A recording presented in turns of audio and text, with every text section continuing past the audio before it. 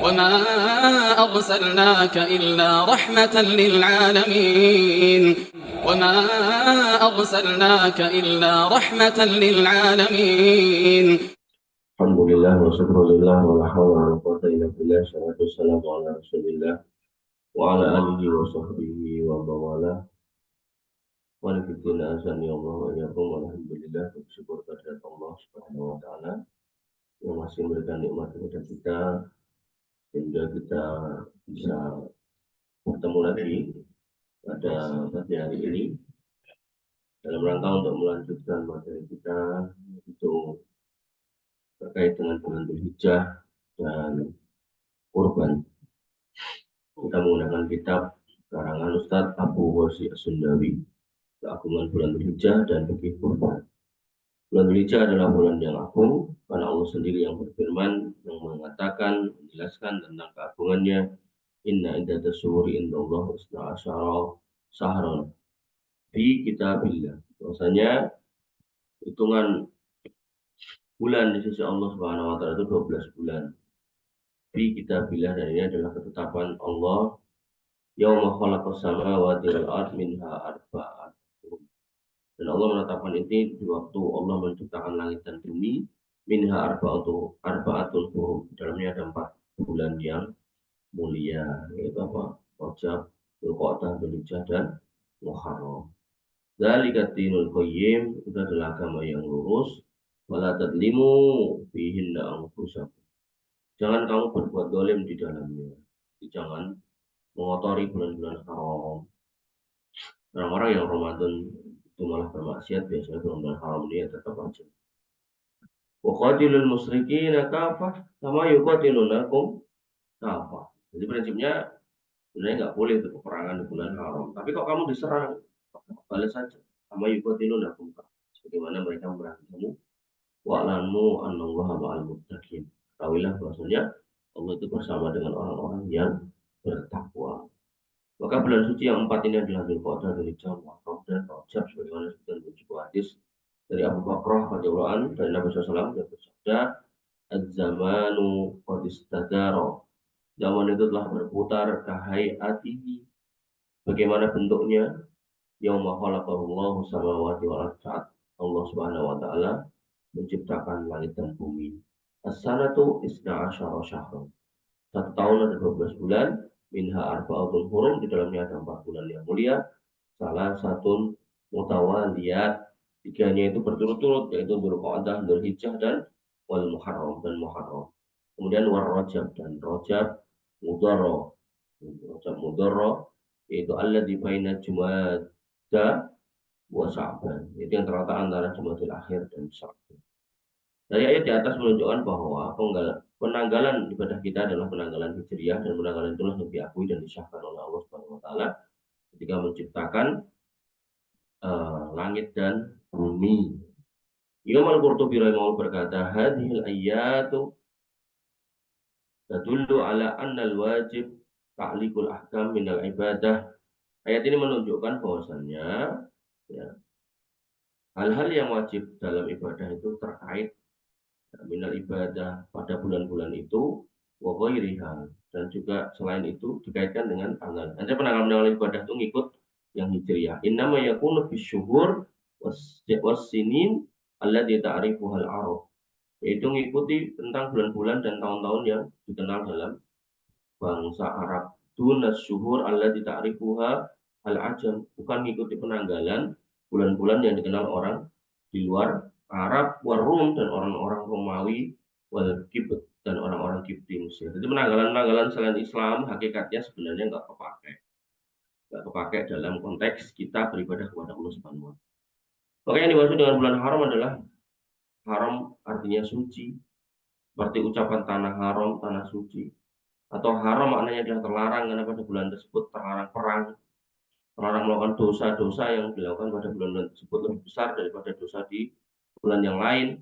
Bukan berarti dilarang berbuat dosa, bukan berarti dilarang berbuat dosa dan boleh pada bulan yang lain. Nanti gini loh, kalau di haram itu kita dilarang berbuat dosa, bukan berarti di bulan lain boleh, bukan. Ya, tetap nggak boleh.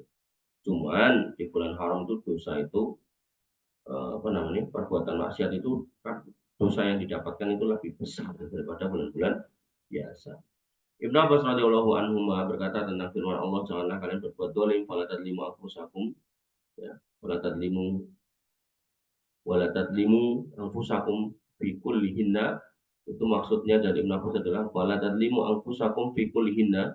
Jadi ketika dikatakan dalam ayat yang di atas tadi bahwasanya Allah Ta'ala berfirman wala tadlimu fihinna anfusakum, wala tadlimu fihinna anfusakum, potongan ayat ini wala tadlimu fihinna anfusakum. Nah itu maksudnya menurut Ibnu Abbas itu adalah bahwasanya wala la tadlimu anfusakum fi kullihinna. Jangan kamu berbuat dolim pada semua bulan. Semua bulan itu 12 bulan itu. Summah tasso indalika arba'atan. Kemudian Allah khususkan empatnya, ashurin 4 bulannya, wa ja'alahunna haraman, dan Allah jadikan bulan yang terlarang, wa'addoma hurmatihin, dan Allah agungkan keharamannya itu, kesuciannya itu diagungkan oleh Allah Subhanahu wa taala. Wa ja'ala dzanba fihinna a'dzam, dan Allah jadikan di bulan itu dosa itu besar.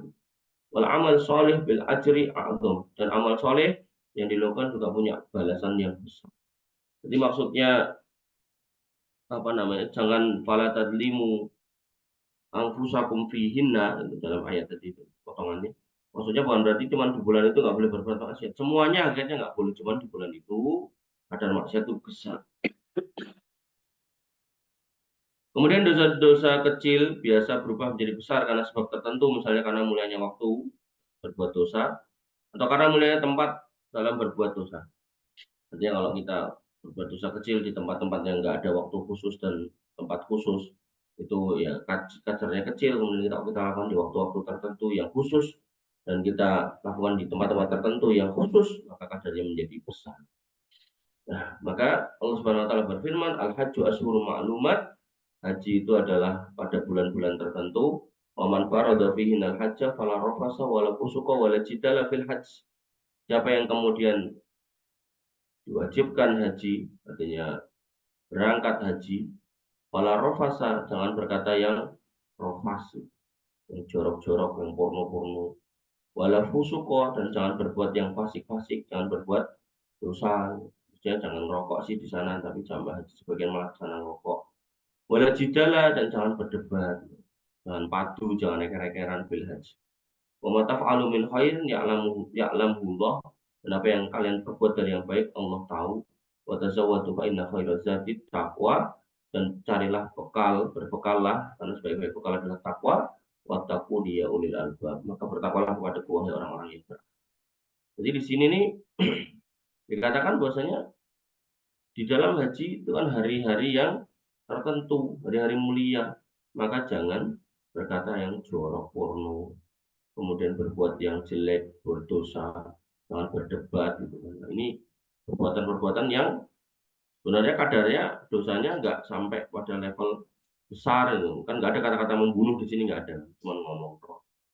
Pusuk di sini juga berarti pusuk bukan dosa yang besar banget, bukan, tapi lebih kepada ya, di dalam hadis kan dikatakan sibabul muslim fusuk, mencaci menghina orang Islam tuh fasikan gitu. Jadi bukan sing dosa membunuh itu, bukan gitu. Jadi ini kaitannya dengan mulut-mulut aja nih. Kofas, ngomong jorok, busuk, menghina orang, jidal ini berdebat. Nggak penting itu berdebat soal enak mana daging ayam sama daging unta, sampai debat rame itu nggak penting gitu. Maka hal seperti ini saja dilarang di saat haji. Kenapa? Karena ini kayaknya dosa kecil tapi bisa berakibat besar karena ada di tempat suci dan waktu-waktu yang mulia. Nah, ini menunjukkan bahwa pertamanya bahwa berbantah-bantahan dan berbuat kefasikan dibolehkan di luar haji, akan tetapi ini ayat ini tidak menunjukkan bolehnya bantah-bantahan di luar haji, tapi ini menunjukkan bahwa perkara tersebut adalah besar secara Allah besarnya karena dilakukan saat di tanah. Ya, jadi sebenarnya di hari-hari biasa ya nggak boleh ya kita menghina orang, ngomong yang jorok-jorok. Tapi ini kalau dilakukan di sana ini nambah tambah besar. Satu itu. Kemudian yang kedua, ketika Allah sebutkan dosa-dosa itu berarti dosa yang lebih besar nggak boleh di sana. Syirikan nggak boleh, mabuk nggak boleh. Ya, bukan berarti di tempat asalnya mabuk boleh, nggak boleh. Tempat tetap nggak boleh. Cuman kalau dibawa ke sana itu tambah besar lagi. Maka di antara kesamaan bulan Dzulhijjah adalah keutamaan beramal solid 10 hari yang pertama. Allah Ta'ala berfirman, wal fajr wa layalin ashr. Ini ayat yang sudah kita bahas berkali-kali, yaitu Allah bersumpah demi waktu fajar dan demi malam yang 10. Maka banyak ahli tafsir menjelaskan bahwa makna malam yang 10 dalam ayat di atas adalah 10 hari pertama bulan Dzulhijjah, dan Allah Ta'ala bersumpah dengannya menunjukkan bahwa ia memiliki keutamaan. Al-Imam Ibnu Katsir rahimahullah menyebutkan bahwa tafsir beliau walayalil asr al-murad biha asharu dzulhijjah. Jadi kata-kata layalil asr maksudnya adalah 10 hari Dzulhijjah yang awal. Kama qalahu Ibnu Abbas, bagaimana dikatakan Ibnu Abbas, wa Ibnu Zubair, dan Munjar, wa Mujahid, wa ghairu wahidin minas salaf. Dan orang-orang yang lain dari kalangan kaum salaf wal khalaf dan ulama yang terdahulu dan sekarang. Kemudian Ibnu Abbas berkata, Rasulullah bersabda, "Ma min ayyamil al-amal salih fihin ahabbu ila Allah min hadhil ayyam al-asr." Tidak ada hari yang mana amal soleh itu lebih baik, melebihi dari 10 hari yang pertama Dzulhijjah. Faqalu, para sahabat bertanya, "Ya Rasulullah, wahai Rasulullah, walal jihad fisabilillah." Bahkan jihad fisabilillah juga enggak. Faqala, kemudian Rasulullah bersabda, walal jihad fisabilillah. Jihad fisabilillah pun enggak bisa mengumpuli. Illa, kecuali orangnya pas berjihad apa? Rajulun kharaja bi nafsihi, dia keluar dengan membawa jiwanya, raganya, wa malihi, dan hartanya, falam yarji min dzalika syai', dan dia enggak pulang membawa satu apapun. Itu baru bisa mengumpuli keutamaan ibadah di 10 hari pertama bulan Dzulhijjah. Dalam lafaz lain dikatakan, wa min amalin azka.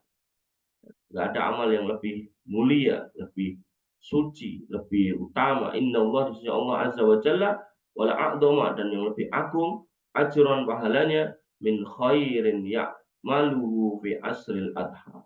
Dari semua kebajikan-kebaikan yang dikerjakan pada 10 pertama bulan Al-Adha, bulan kurban, yaitu bulan Dzulhijjah.